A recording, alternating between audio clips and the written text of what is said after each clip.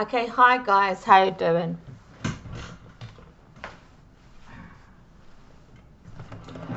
Um, okay, this is my uh, dress that I bought from China. I don't know if you can see it. Uh, the camera is too big, so I don't know how to minimize this. Can you see it? It's like that, and that's the back. The sleeves, the sleeves are like that. So it's kind of nice sleeves. Um, my beloved wanted to see how it was. So you'll probably be wondering, what is this video all about? The fashion shows about your clothes from China. I bought this, actually, the top I bought like maybe 10 years ago from China. I have reduced a little bit, so actually I can actually put it on, so it's kind of better. I've lost some weight.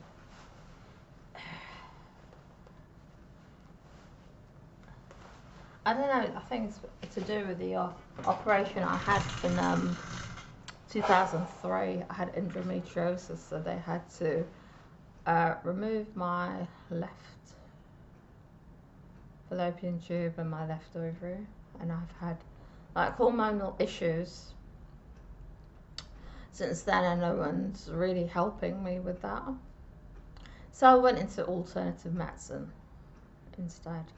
So I said that if I'm producing extra estrogen because of the lack of that one ovary, and I'm ovulating like twice a month because of it, then I have to do more exercise, yeah, and persevere with that. I take some sort of water tablets and hormones to regulate, vitamins to regulate my hormones. Pardon me. Anyway, today is a talk about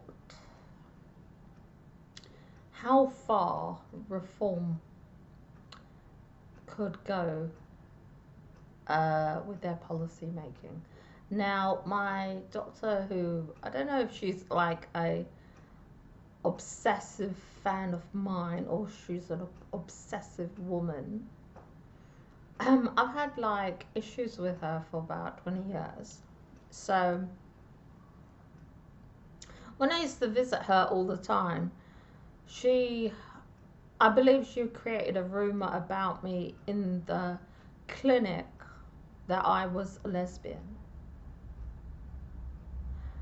And I find that very insulting because my private life is something very private and personal, and people shouldn't judge me because I don't have any contraceptives, I don't take them, and I don't have a smear test. So they presume because I don't have a smear test and I don't take contraceptives, I must be a lesbian. And there was a rumor going on in the clinic that I was a lesbian, created by this particular doctor. So now I just don't go to the surgery. I go to like the online chemist. I have medical books. I actually wanted to be a doctor myself. I know I have a lot of medical knowledge.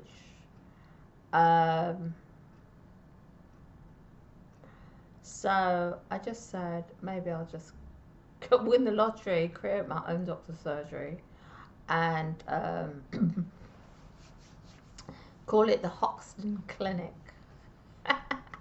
and get some doctors from overseas to work there, be state of the art, own scanners and ultrasound machines, and it will like be a mini hospital and have a life support system there. Anyone in a crisis could actually just go down there and say, um, I mean, it will be more useful and fast in a local area to have something like that. Then call in an ambulance, and if they wait like, I don't know, half an hour and someone is actually not very well. So I actually wanted to have a intensive care unit in my own home. I think because of my son passing away in his bedroom, he actually died in his room. My son was found dead in his room, age 24. He actually got poisoned from the medication he was taking, which was antidepressants, cough mixture, and another antidepressant that he bought online. And they use it in America. It's called Xanax.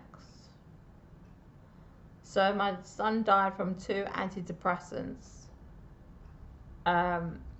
a painkiller, and a cough mixture. And the inquest actually insulted my son, and because the doctors in Britain are very ignorant that Xanax is an antidepressant in the USA. So my son had problems with his anxiety that he had since he was a teenager. And the doctor that he had, it was from Africa, didn't have any sort of understanding about what he was going through as a child, growing up as an adult, in a single parent home. And I did the best for my son. I homeschooled him. He was a property manager at the age of 22.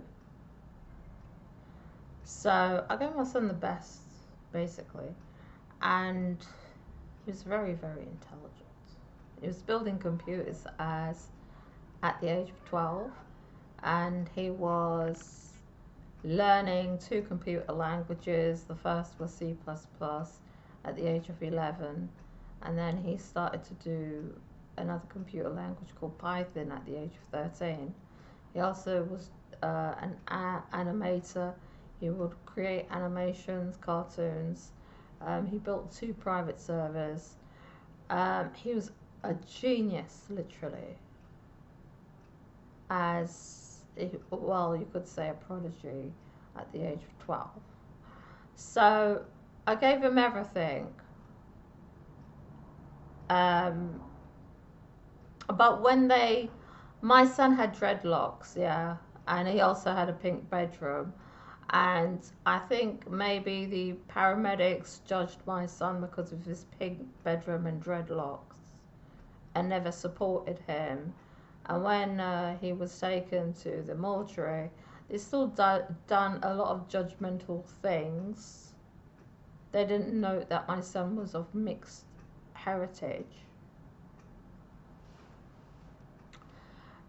So everything was biased about my son's death,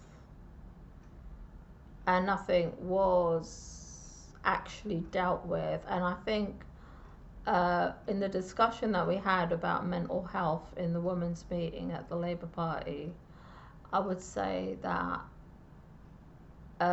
patients with mental health who die are treated very badly by the medical profession themselves and by their biased ideologies.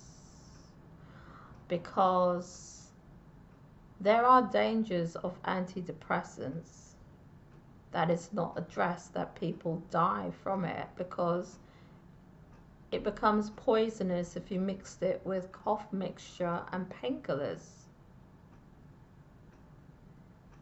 And patients have to know the dangers of taking antidepressants, painkillers, and cough mixture because they're common medications.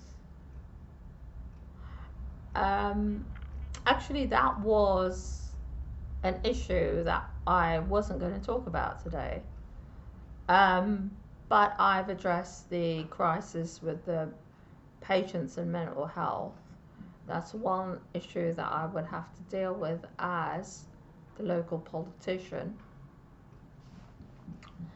And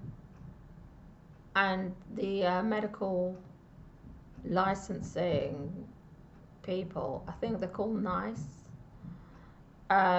who regulate medications, they need to investigate why these tablets, these medications, actually ended up killing my son. It ended up poisoning him.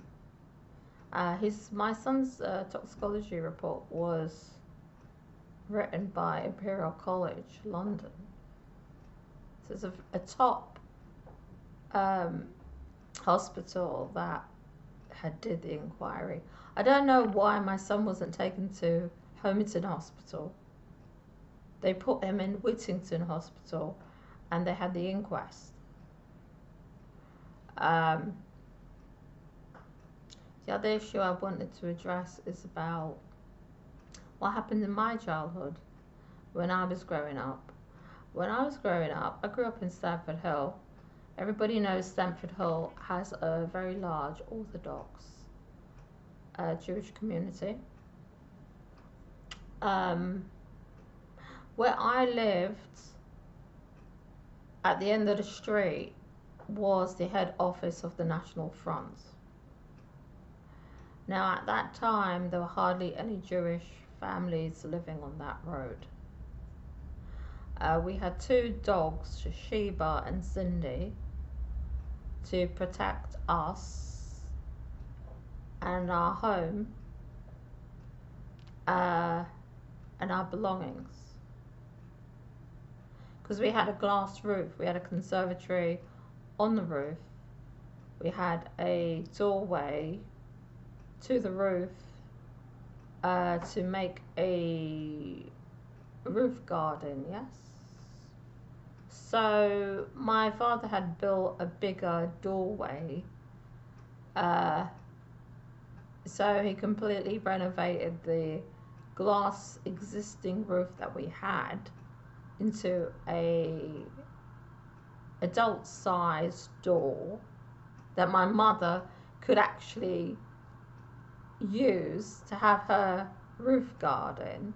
I was a child and I used to go to the roof, and I just thought it was exciting to go on the roof and spy on the neighbours with my binoculars, just having fun, being a spy, like investigating things. I don't know, maybe it's the 007 movies and I wanted to be 007. Also, my father was a quality control inspector for the Royal Small Arms that belonged to the Ministry of Defence. So I had all those like influences going on in my mind. I was actually very, very thin as a child.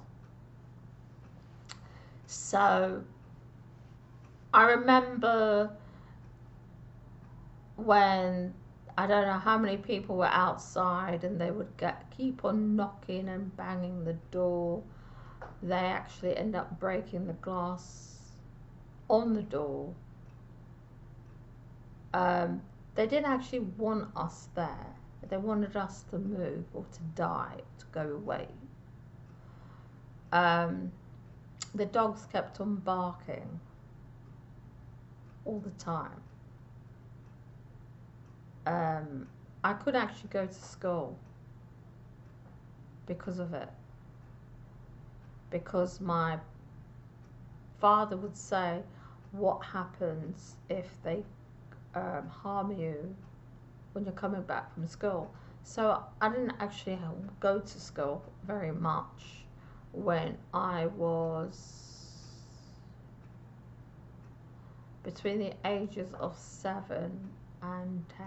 I hardly went to school because of these neighbours from hell, you could say. Well, they were actually National Front. So they disrupted my entire primary school education.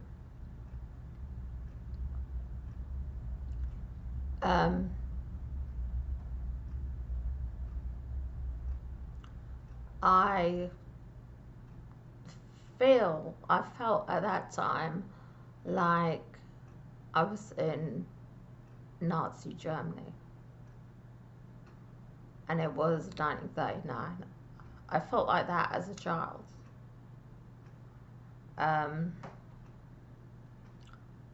I felt that no one liked me. I felt very traumatized as a child. I actually wanted to die. My father would say to me that you have to stop being depressed.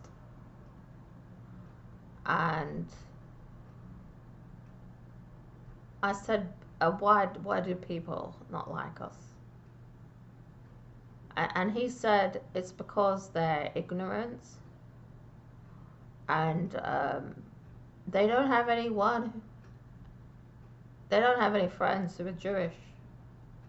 They don't have any friends who are Jewish, who are of different nationalities in their life. They just presume a lot of things about people that they don't have the faintest clue about. So my father was also a dark magician. He found their cat. I don't know if the demon he summoned made their cat get lost. It was called Fluffy. It was a tabby, long-haired kitten. And they were miserable. And they said, if anybody finds the kitten, to call us. And this was the leader of the National Front Party. So my father said, this must be their kitten. And me and my dad, we walked up to... My dad had predominantly Jewish features. He looked like Amshar Rothschild. His great-grandmother was a Rothschild. She was Francia de Rothschild, and her mother was called Hilda de Rothschild. They came from Austria to India during the Austrian East Indian Company. That was round about the 1600s or 1700s. I can't remember the dates exactly.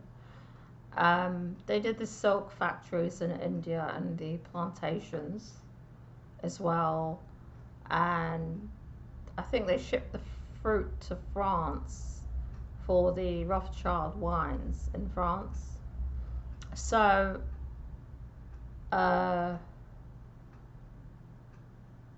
you could imagine how my father was feeling. Although he was born in India, he knows his heritage. He knows what the Inquisitions did to his ancestors, and the Spanish Inquisition, the Portuguese Inquisition. He knows all about that because his ancestors had told him about that. So he and I and him, I, my father, and the kitten, we talked to the head office of the National Front. So you could imagine it would be like the head office of the Nazi party meeting Adolf Hitler to give back his puppy Blondie, so he could think that Jewish people were nice people. They were honest, decent people, yeah. So we went there, we gave the kitten back. I can't actually remember if they stopped hounding us. I can't remember.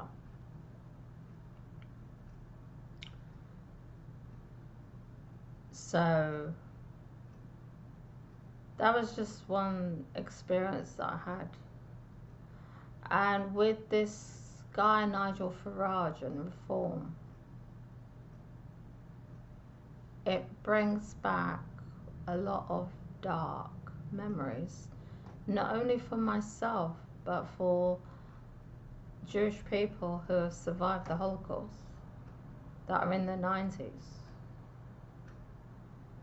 and their grandchildren. I remember the same stories, and they have the pictures of when their parents and their grandparents were there. And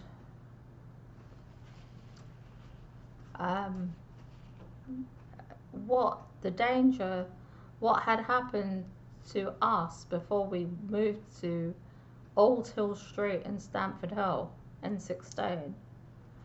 We had a farm. It was in Shakespeare Walk, N16. It was number 85A, 83, and I think 81, 83, and 83A. 83A was a shop. It was like a garage, but my father converted it into a shop. And there was a fire in the first house, which was, I think it's 85A. 83 was the burned down house. 85 was the one that we lived in, and 85A was the shop. I can't remember the numbers. I know they're odd. I was like 6 years old at the time. So we went to I don't know if you remember this. It was 1975, and there was a miners' strike, and there was no electricity in the country. So my father bought a generator. We had candles as well.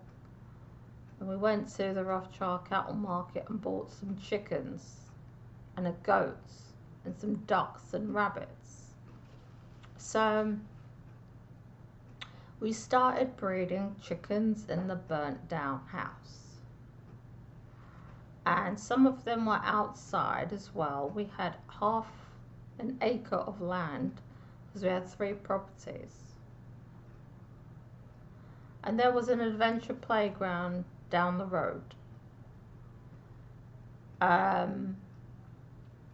So I was raised on a farm in Hackney before the city farm existed, and the chickens used to walk into the Greek neighbour's garden and lay eggs.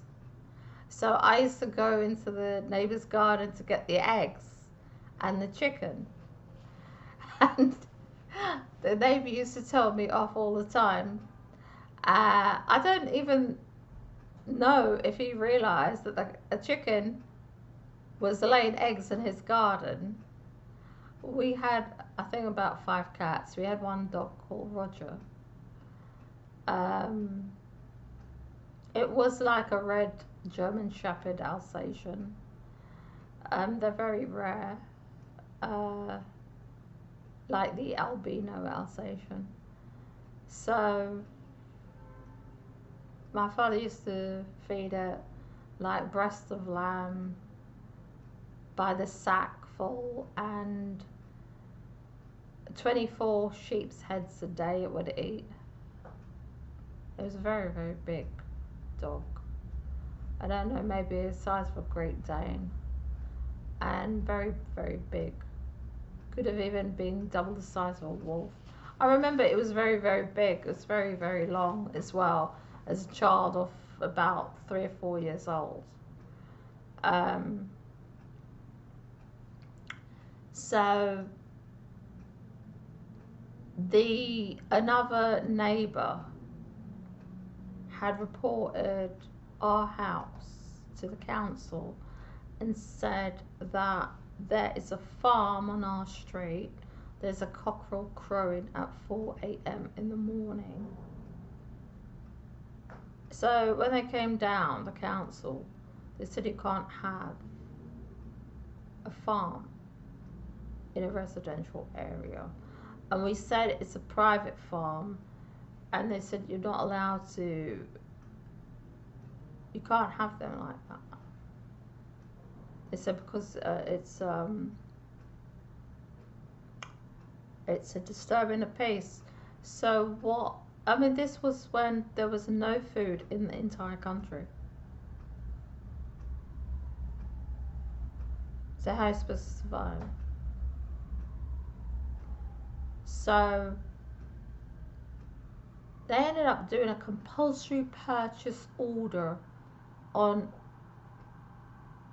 the entire street on that side of the road to make it a park.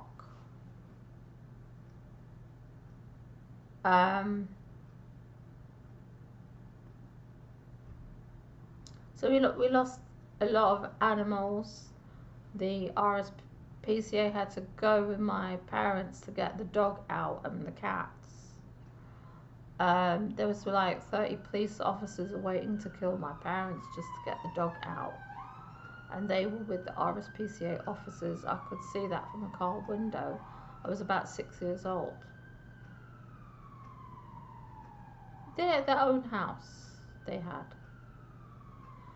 And if reform gets into power or has ideas about how to make non-white British citizens homeless because they don't want to have minority ghettos. They don't want to have Jewish ghettos where Jews live in their own little community. I don't know, like Stamford Hill or Barnet, Hendon, Golders Green. They'll do a compulsory purchase order to make them homeless, to have nothing. And then they may ban them from housing in their, where they won reform, they could ban them from getting council housing. They might say, well, they're not ethnic British people to gain housing and they're born here. So this is the dangers of reform. It's like my entire childhood is coming back to me of my childhood trauma. It's like it's manifesting into existence. The 1970s race riots are coming back. It's like everything that I wanted to not happen again in my life has come back. I mean, it's like I'm never supposed to be happy. It's like Elizabeth's not supposed to be happy in Britain because her late father's of a Jewish heritage, and any of their descendants shouldn't be happy, especially the descendants of the Rothschild family.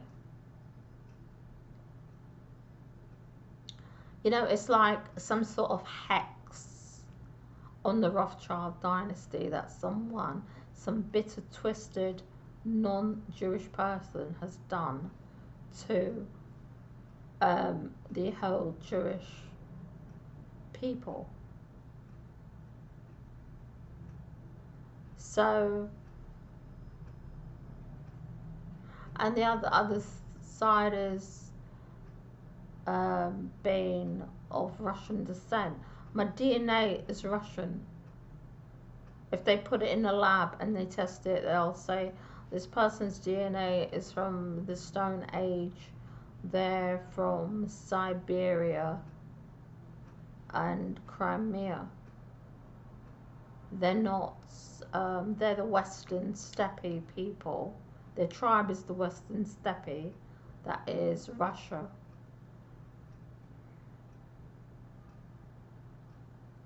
And in modern terms, they would be called Turkish people, the Turks from Siberia, the Turks from Crimea, the Tartars.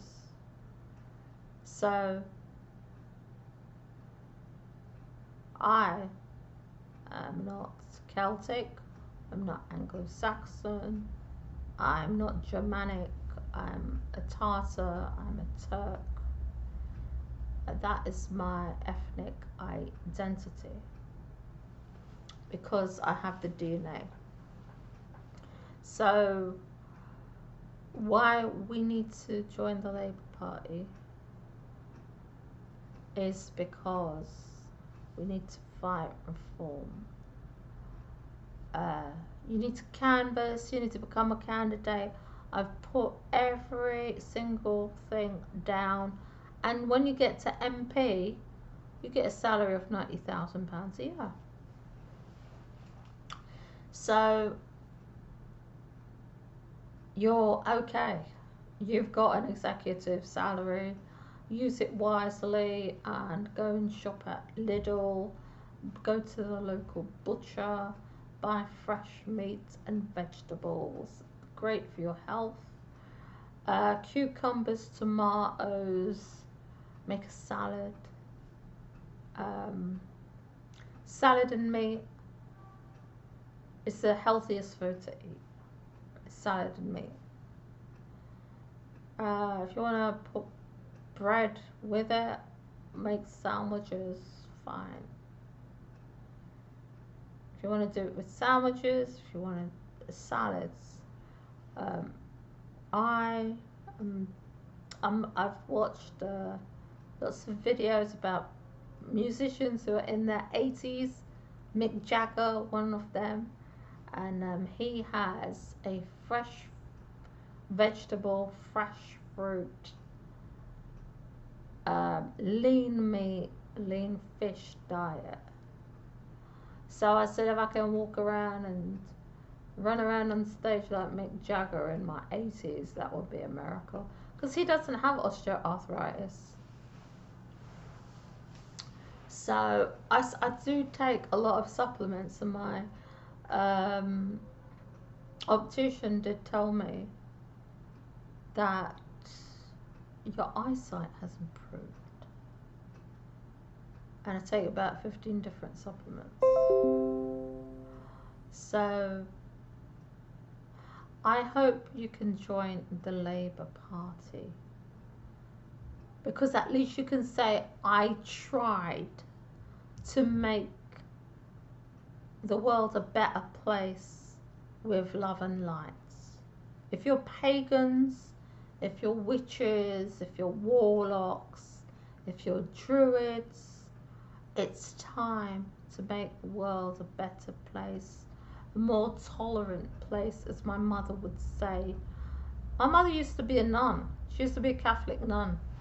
My mother used to be a Catholic nun.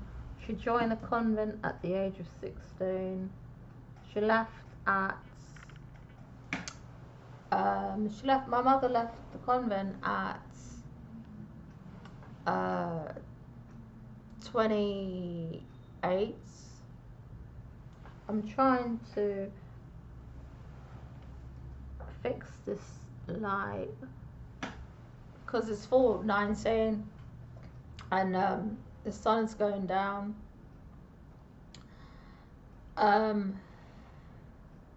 It's also pixelated, the camera, unless I buy a new camera or give this camera back, because I dropped it, and since I dropped the camera, it's everything's getting pixelated. So maybe I need to. I'm trying to. I'm trying to fix the settings, but it doesn't really matter. So anyway, we can fight reform by becoming a member of the Labour Party. You don't have to be a homeowner to join the Labour Party. We're not conservatives.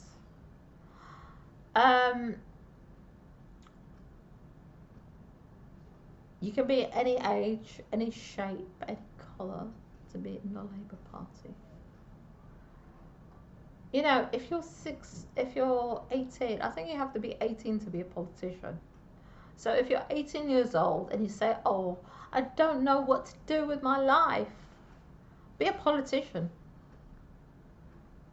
Just say, okay, I'm going to be a politician and I'm going to win the elections in my local area, and I'm going to change my local area to make it better to live in. Maybe less rubbish, less rats. If you have rats in your home, it's because of the rubbish outside from the local council. They're not doing their job in sanitation. When there's rats, they have fleas, and the Great Plague of London was caused by fleas from rats. We have rats in our block, in the car park. They come out in the night. Also the foxes come out to join them, because one day I looked out the window to know the identity of where the bark is coming from. There were barks in the middle of the night at 3 a.m. I said, who on earth has got their dog outside now? So when I looked there were 4 foxes, adults, chasing a cat underneath the car. And I said, wow, they're a family of foxes living where I live. I don't know if they live on Shoreditch Park. They might think it's a nice place to live in. So they probably have a den there, or they made a den in some sort of green place, maybe Hoxton Square. They hiding, living there in some derelict apartment block. I don't know, maybe they got into an old flat and they're living there and having a nice time. Or they could be living at the St. John's churchyard, the foxes. I don't actually know where they are, these foxes, or maybe they're from Lee Valley. But we will never know about the foxes because we're not monitoring the foxes. We're not tracking them. We don't know where they're coming from, the foxes. We don't know where they live because we've got conservation in Hackney. Which is a nice thing, I guess. The fox population in Hackney has to be monitored. If you have a cat and you live in Hackney, I wouldn't put it outside because they're foxes looking for food and they'll probably eat it. So you have to be very careful. I know my mother, when she was living at N16, my mother's passed away now. That's in like Lower Clapton, just after the roundabout, I think. There are foxes there. I'm not sure where the foxes are coming from. I'm not sure if they're from Springfield Park, because that is near Lee Valley, the marshes. There might be a big, huge colony of foxes in Walthamstow marshes, and no one cares. So if you've got 50,000 foxes in Walthamstow marshes, you're going to have a crisis. So they could breed and live in Walthamstow marshes. They could be in any sort of park. Dog walkers, if you see foxes in a park, report it to your local MP for Hackney. I don't actually know who's around nowadays because everyone is leaving. Or I think you have to report it to the Green Party or Hackney Council. I don't know what they're going to do now because they need to monitor the foxes to know how many foxes there are in Hackney, where they're breeding.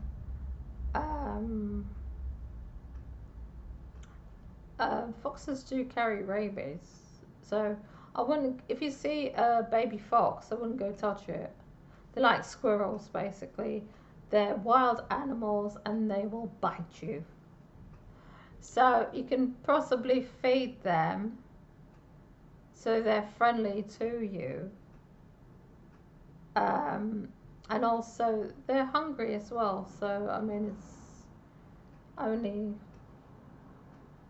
kindness, isn't it? To feed an animal who's hungry. Even though people might see them as what they call it, as vermin. I mean, they used to make fox coats a long time ago, so they say fox hunting is banned. So I would say, I think it's a protected animal in Britain, so you have to feed it. Yeah, you have to feed foxes if you see them, or call the RSPCA because they're a protected species of Britain, and you need to give them water, food and water. It's the law because they're protected in Britain. So if you see foxes, it's okay to feed them and give them water, but don't touch them because they're wild animals. And they might bite you and you might get rabies. So, but they're a protected species, so they need to be careful if they're protected. Actually, I think we need to have a reserve for foxes so they can just have a little space to live their life, or where they're located. We could actually call it change it to the Foxes Reserve, and people will be aware that they're foxes there. If they want to cut through a shortcut or something, it's called the Foxes Reserve instead of Shoreditch Park, then they'll probably say, oh, there's foxes here. So they're aware of it. So they probably won't carry food on them or sweets because they can smell food, you know, foxes.